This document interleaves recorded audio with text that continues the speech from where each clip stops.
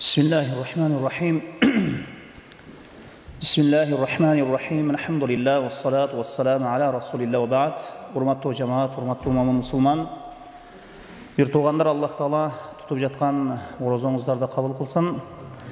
Жана окуп жатқан таравих намаздарыңыздарды дагы Аллах Таала kabul болгон ибадаттардын катарына кошкон болсун. Бүгүнкү орозо тууралуу сабагыбызда биз орозону бузуучу иштер тууралуу айтабыз. Бул тууралуу эми алымдар ортосунда өтө көп сөздөр бар. Кээ бир орозону буза турган маселелер алымдардын ортосунда ошол талаш. Кээ бир алымдар кээ бир иштерди орозону бузат деп айтса, кээ бир алымдар бузбайт деп айтышат. Анан орозону буза турган иштерге байланыштуу алымдар ортосунда талаш тартыш жок маселелер. Биттифакул улама, бардык уламалардын бир пикирине көрө, ошол кээ бир иштер орозону бузбайт. Мына ушул тууралуу айта турган болсок, биринчи орозону буза турган иштердин биринчиси атайлап жеп иче турган болсо. Бул жалпы алымдардын ижмасына көрө, Куран сүннөткө көрө, бул орозо бузулат. Ким атайлап ичип жеп алган болсо, орозосу бузулат. Себепсиз, үзүрсүз. Анткени Куран сүннөткө ылайык эрте таңдан баштап күн батканга чейин орозону кармоо ошол пендеге парыз болчу. Эми экинчи орозону буза турган нерселердин экинчиси атайлап кусса орозосу бузулат. Абу Хурайра радıyallahu anhu'dan kelgen hadiste Peygamberimiz sallallahu aleyhi ve sellem aytat: "Men zara'ahu'l qay'u feleysa aleyhi'l qaza ve men istaqa 'amdan felyaqdi." Kimde oşol kuskusu aga üstöm kenip kuskusunu karmay albay, özünü karmay albay kusup jibergen bolsa, ne aga kaza jok deyt. Mындайча айтканда ороzosu buzulbayт. Orozo buzulгандан кийин каза жок. Эми ким атайлап куса турган болсо, ага каза болот. Эми атайлап куса турган болсо, же колуну оозуна тыгып туруп атайлап кусту. Атайлап куса турган болсо, бир тарабынан күнөөкөр да болот. Экинчи тарабынан орозосу бузулат, кийин казасын кармап берүү керек болот. Үчүнчү орозону буза турган иштердин үчүнчүсү хайз нифас. Аялдардын этеккири келе турган болсо, хайз нифастагы орозону бузат. Кайсы бир аялдын күндүз күнү хайзы келе турган болсо, этеккири келе турган болсо, же төрөй турган болсо, орозосу бузулат.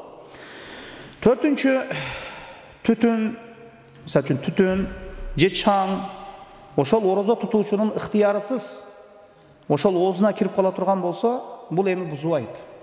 Ыктыяр кылган жок. Мисалы үчүн жаныңызда бирөө сигарет чегип өтүп кетти, ошонун түтүнүнү сездиңиз, же бир чаңдуу бир жерге кирип калдыңыз, ошол жердеги чаң оозуңузга кирди, мурдуңузга кирди, муну менен орозо бузулбайт. Бирок сигарет тартуу, сигарет чегүү, мисалы үчүн чылым тартуу, же насвай, мына ушундай нерселер, зыяндуу нерселер, арам нерселер орозону бузат. Анткени бул жеп ичүү жолу аркылуу, тамак аркылуу ошол ашказанга ичке киргендиги себебинен. Бешинчи, тамак аштан башка бир нерсени жутуп ала турган болсо, мисалы үчүн таш жутуп алды, же темир жутуп алды. Бул кээ бир алымдарга көрө бузулат орозо.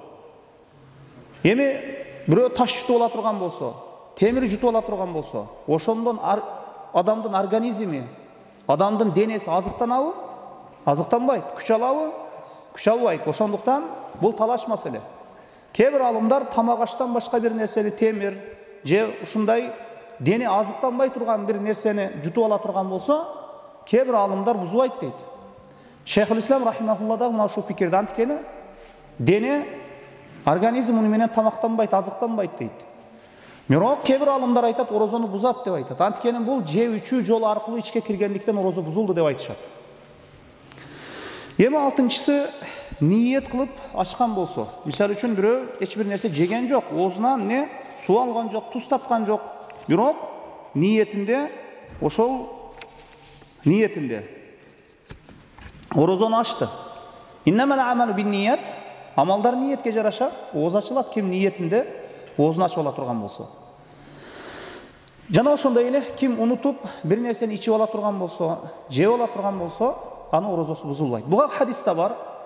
Пайгамбарыбыз саллаллаху алейхи ва саллям айтат: "Мен насия ва хуа саимун фа акала ау шариба фалютим саумаху." Ким унутуп орозо абалда жеп ичип ала турган болсо, орозосун уланта берсин, толуктай берсин дейт.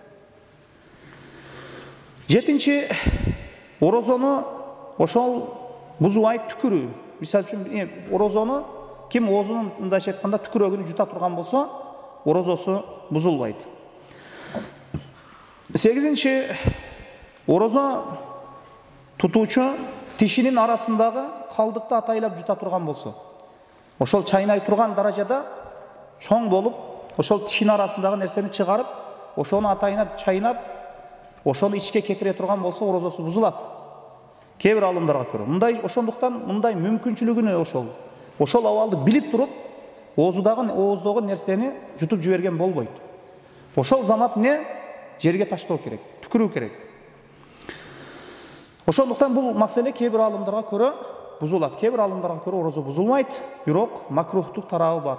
Ошондуктан мындай ооздо калдык болгон нерсени жерге таштоо керек. Ошондуктан эртең менен ооз жабарда оозуңузду бир чайкап таштасаңыз, ошондой нерселер чыгып кетет. Анан 9-нчу маселе, орозону бузбай турган маселе мисвак колдонуу. Мисвак ошол тишти тазалоо, ошол колдонуу орозону бузбайт.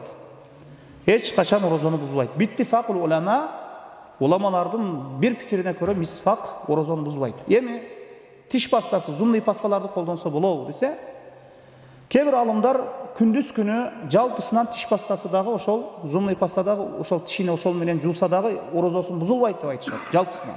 Бирок кээ бир алымдар ифтардан кийинкиге калтыргыла, анткени анын ошол даамы курч болгондуктан, каттуу болгондуктан орозого кетип калуу, ачылып калуу коркунучу бар деп, муну колдонбой турууну ыра көрүшөт.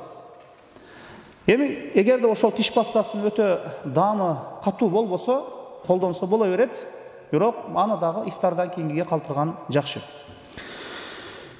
Эми 10-нчу маселе, орозону бузбай турган маселелерди айтып атабыз. Эми биз аялын өпсө бузулабы же бузулбабы? Бузулабы орозо же бузулбайбы? Же кучактаса, же аялын кучактаса, аялын өпсө бузулабы, бузулбайбы? Эми бузулбайт. Айша радиаллаху анхадан келген хадис бар. Айша радиаллаху анха айтат: Пайгамбар саллаллаху алейхи ва саллям аялдарын кучактап өбөт эле дейт, орозо абалда дейт. Аялдарын өбөт эле. Орозо абалда. Бирок эми Пайгамбар саллаллаху алейхи ва саллям өзүнө ишенген, өзүнүн шахватына башкара билген, мындайча айтканда, өзүнө ишенген киши болгон. Эми чоң адамдар, мындайча айтканда, чоң адамдарга эми бул эч нерсе эмес. Бирок жаш жигиттер, жаш үйлөнгөндөр, жаш жигиттер бул маселеде этият болуусу керек. Эгерде ошол түшүп калуу, жанагы жазага түшүп калуу коркунучу боло турган болсо, аялына кошулуп коюу коркунучу боло турган болсо, эгер аялын өп коюу менен, анда бул шарият мунун тыюу салат, эгер ошол шахватыны кармай албай турган болсо. Мына ошондуктан ар бир адам өзүнүн абалын жакшы билет. Аллаху алам, саллаллаху аля Мухаммадин ва алейхи ва сахбихи ва саллям.